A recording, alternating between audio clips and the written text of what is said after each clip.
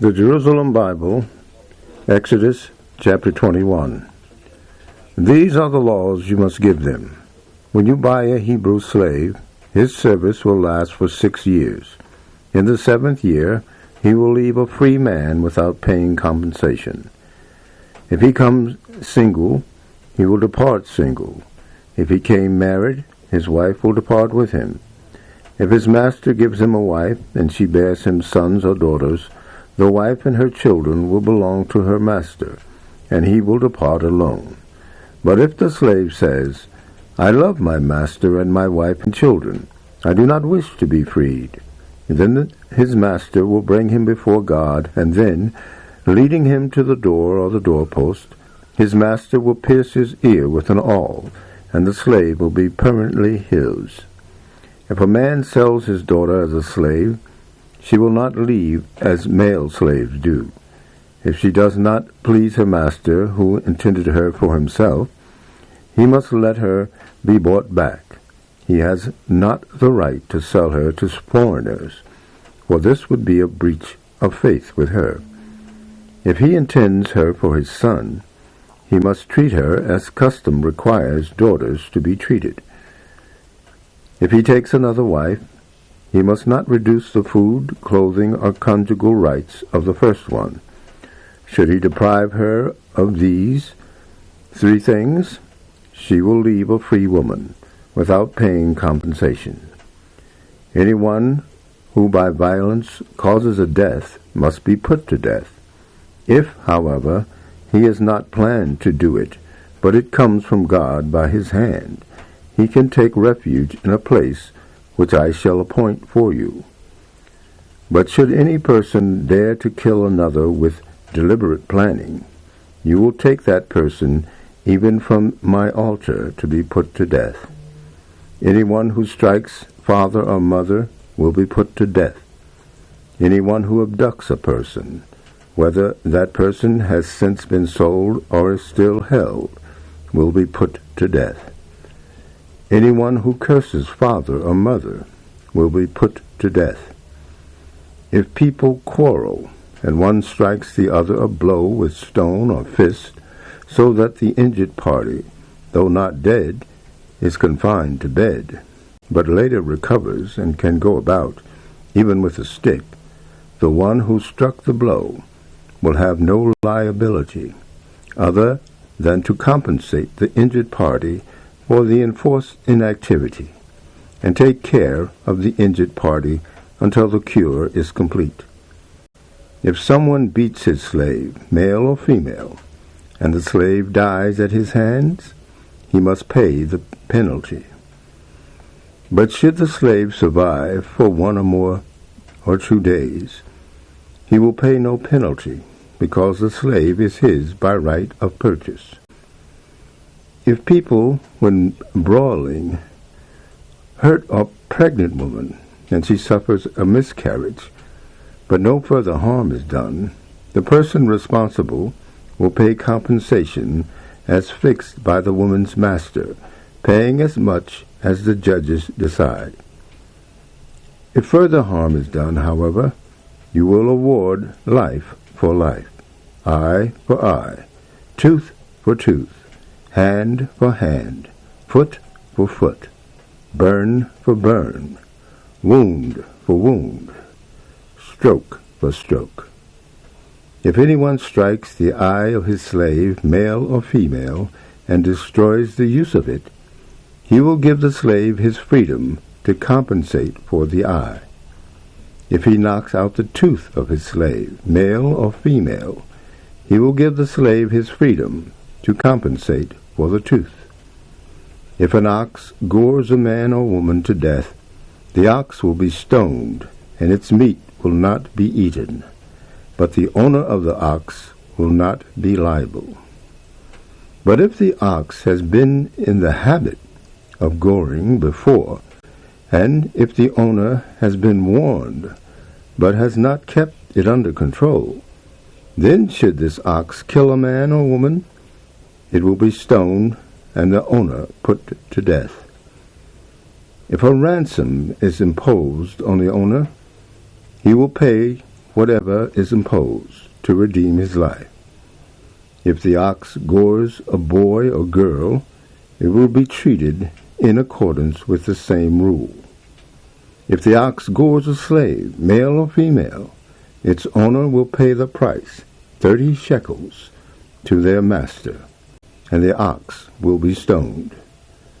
If anyone leaves a pit uncovered, or digs a pit, and does not cover it, and an ox or donkey falls into it, then the owner of the pit will make good the loss by compensating its owner, and the dead animal will be his. If anyone's ox injures anyone else's ox, causing its death, the owner will sell and share the money for it. They will also share the dead animal. But if it is common knowledge that the ox has been in the habit of goring before, and its owner has not kept it under control, the owner will repay ox for ox, and will keep the dead animal. If anyone steals an ox or a sheep, and slaughters or sells it, he will pay back 5 beasts from the herd for the ox, and 4 animals from the flock for the sheep. Jerusalem Bible, Exodus chapter 22. If a thief is caught breaking in and is struck a mortal blow, his blood may not be avenged. But if it happens after sunrise, his blood may be avenged. He will make full restitution. If he has not the means, he will be sold to pay for what he has stolen. If the stolen animal is found alive in his possession, be it ox, donkey, or an animal from the flock, he will pay back double. If anyone puts his animals out to graze in a field or vineyard, and lets them graze in someone else's field, he will make restitution for the part of the field that has been grazed, on the basis of its yield.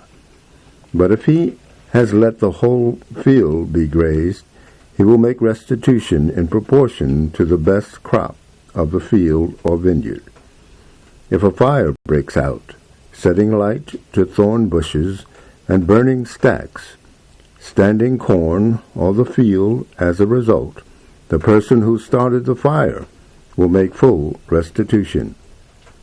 If anyone entrusts money or goods to someone else's keeping, and these are stolen from that person's house, the thief, if he can be discovered, will repay double. Should the thief not be discovered, the owner of the house will come into the presence of God to declare that he has not laid hands on the other person's property. In every case of lawbreaking involving an ox, donkey, animal from the flock, clothing, or lost property of any sort, the ownership of which is disputed, both parties will lay their case before God. The party whom God pronounces guilty will pay back double to the other. If anyone entrusts a donkey, ox, animal from the flock, or any other animal to someone else's keeping, and it dies, or breaks a limb, or is carried off without anyone seeing, an oath by Yahweh will decide between the two parties whether the keeper has laid hands on the other's property or not. The owner will take what remains. The keeper will not have to make good the loss. Only if the animal has been stolen from him will he make restitution to the owner. If it has been savaged by a wild animal, he must bring the savaged remains of the animal as evidence, and will then not have to make restitution.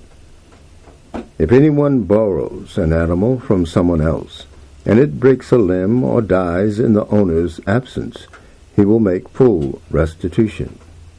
But if the animal's owner has been present, he will not have to make good the loss.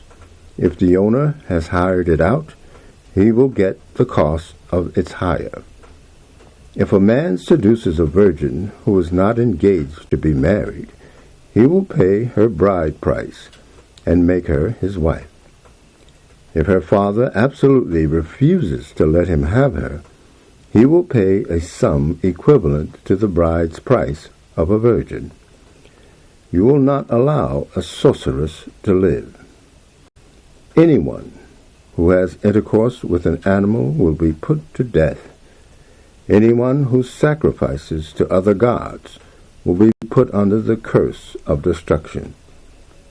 You will not molest or oppress aliens, for you yourselves were once aliens in Egypt. You will not ill-treat widows or orphans. If you ill-treat them in any way, and they make an appeal to me for help, I shall certainly hear their appeal. My anger will be roused, and I shall put you to the sword. Then your own wives will be widows, and your own children orphans. If you lend money to any of my people, to anyone poor among you, you will not play the usurer with them. You will not demand interest from them. If you take someone's cloak in pledge, and you return it to him at sunset, it is all the covering he has. It is the cloak he wraps his body in. What else will he sleep in? If he appeals to me, I shall listen. At least with me he will find compensation. You will not revile God, nor curse your people's leader. Do not slow about making offerings from your abundance and your surplus. You will give me the firstborn of your children. You will do the same with your flocks and herds. For the first 7 days the firstborn will stay with its mother. On the 8th day you will give it to me. You must be people consecrated to me. You will not eat the meat of anything in the countryside savaged by wild animals. You will throw it to the dogs. The Jerusalem Bible, Exodus chapter 23. You will not spread false rumors. You will not lend support to the wicked by giving untrue evidence. You will not be led into wrongdoing by the majority, nor, when giving evidence in a lawsuit, side with the majority to pervert the course of justice. Nor will you show partiality to the poor in a lawsuit. If you come on your enemy's ox or donkey straying, you will take it back to him. If you see the donkey or someone who hates you falling under its load, do not stand back. You must go and help him with it. You will not cheat the poor among you of their rights at law. Keep clear of fraud. Do not cause the death of the innocent or upright, and do not acquit the guilty. You will accept no bribes, for a bribe blinds the clear-sighted, and is the ruin of the cause of the upright. You will not oppress the alien. You know how an alien feels, for you yourselves were once aliens in Egypt. For 6 years you will sow your land and gather its produce, but in the 7th year you will let it lie fallow, and forego all produce from it, for that those of your people who are poor can take food from it, and the wild animals eat what they have left. You will do the same with your vineyard and your olive grove. For 6 days you will do your work, and on the 7th you will rest, so that your ox and your donkey may rest, and the child of your slave girl have a breathing space, and the alien too. Take notice of everything I have told you, and do not mention the name of any other god. Let none ever be heard from your lips. 3 times a year you will hold a festival in my honor. You will observe the feast of unleavened bread. For 7 days you will eat unleavened bread, as I have commanded you. at the appointed time in the month of Abib, for in that month you came out of Egypt. No one will appear before me empty-handed. You will also observe the feast of harvest, of the first fruits of your labors in sowing the fields, and the feast of ingathering. At the end of the year, once you have brought the fruits of your labors in from the fields. 3 times a year all your menfolk will appear before Lord Yahweh.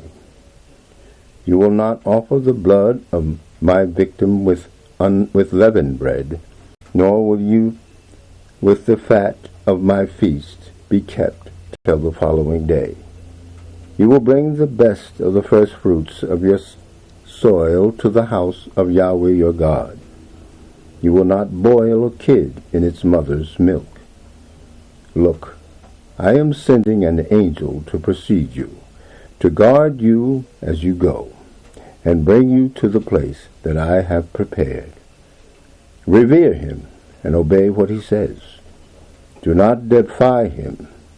He will not forgive any wrongdoing on your part, for my name is in him. If, however, you obey what he says and do whatever I order, I shall be an enemy to your enemies, and a foe to your foes. My angel will precede you, and lead you to the home of the Amorites, the Hittites, the Perizzites, the Canaanites, the Hivites, the Jebusites, whom I shall exterminate. You will not bow down to their gods, nor worship them, or observe their rites, but throw down and smash their cultic stones. You will worship Yahweh your God, and then I shall bless you, your food and water, and keep you free of sickness. In your country no woman will miscarry, none be sterile, and I shall give you your full term of life. I shall send terror of myself ahead of you.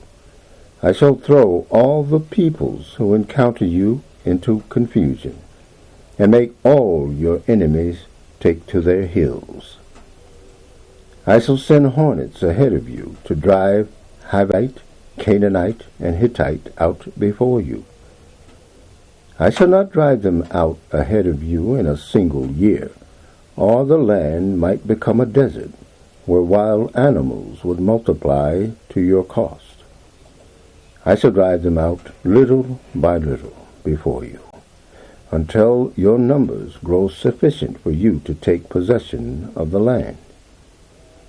And your frontiers I shall fix from the Sea of Reeds to the Sea of the Philistines, and from the desert to the river. For I shall put the inhabitants of the territory at your mercy, and you will drive them out before you. You will make no pact with them or with their gods. They may not stay in your country, or they might make you sin against me, for you would serve their gods, and that would be a snare for you. Jerusalem Bible, Jeremiah 34:8 through 22. The word came to Jeremiah from Yahweh after King Zedekiah had made a covenant with all the people in Jerusalem to issue a proclamation freeing their slaves. Each man was to free his Hebrew slaves, men and women. No one was any longer to keep a brother Judean in slavery. All the chief men and all the people who had entered into the covenant had agreed that everyone should free his slaves, men or women, and no longer keep them as slaves. They had agreed on this and set them free. Afterwards, however, they changed their minds, recovered the slaves, men and women, whom they had set free, and reduced them to slavery again. The word of Yahweh came then to Jeremiah as follows. Yahweh, God of Israel, says this, I made a covenant with your ancestors when I brought them out of Egypt. out of the house of slavery. It said, "At the end of 7 years, each one of you is to free his brother Hebrew, who has sold himself to you. He may be your slave for 6 years, then you must send him away free." But your ancestors did not listen to me and would not pay attention. Now, today, you repented and did what pleases me by proclaiming freedom for your neighbor. You made a covenant before me in the temple that bears my name. And then you changed your minds, and, profaning my name, each of you has recovered his slaves, men and women, whom you had sent away free to live their own lives, and has forced them to become your slaves again. So Yahweh says this: "You have disobeyed me by failing to grant freedom to brother and neighbor. Very well, in my turn, Yahweh declares, shall leave sword, famine, and plague free to deal with you, and I shall make you an object of horror to all the kingdoms of the earth. As for the people who have broken my covenant, who have not observed the terms of the covenant which they made before me, I shall treat them like the calf that people cut in 2 pieces and pass between its pieces. The chief men of Judah and Jerusalem, the eunuchs, the priests, and all the country people who have passed between the pieces of the calf, I shall hand over to their enemies and to those determined to kill them, and their corpses will be food for the birds of the sky and the animals of earth. As for Zedekiah, king of Judah, and his chief men, I shall hand them to their enemies, to those determined to kill them, and to the army of the king of Babylon, which has just withdrawn. Listen, I shall give the order, Yahweh declares, and bring them back to this city to attack it, and capture it and burn it down, and I shall make an uninhabited waste of the towns of Judah. The Jerusalem Bible, Jeremiah 33:25 and 26. Yahweh says this: "If I have not created day and night, and fixed the laws governing heaven and earth, why then I shall reject the descendants of Jacob and of David my servant, and cease to choose rulers from his descendants for the heirs of Abraham, Isaac, and Jacob. For I shall bring back their captives, and take pity on them." The Jerusalem Bible, Matthew 5:38 through 42. You have heard how it was said, eye for eye and tooth for tooth. But I say this to you, offer no resistance to the wicked. On the contrary, if anyone hits you on the right cheek, offer him the other as well. If anyone wishes to go to law with you to get your tunic, let him have your cloak as well. And if anyone requires you to go 1 mile, go 2 miles with him. Give to anyone who asks you, and if anyone wants to borrow, do not turn away.